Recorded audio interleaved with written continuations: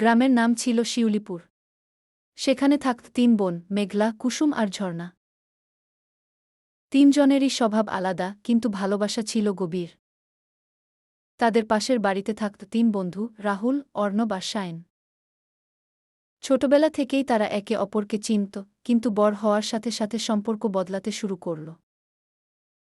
মেঘলা শান্ত স্বভাবের রাহুলকে পছন্দ করতে শুরু করল, কুসুম মজা পেত অর্ণবের সঙ্গে, আর ঝর্ণা শায়নের সাহসী মন দেখে মুগ্ধ হয়ে গেল।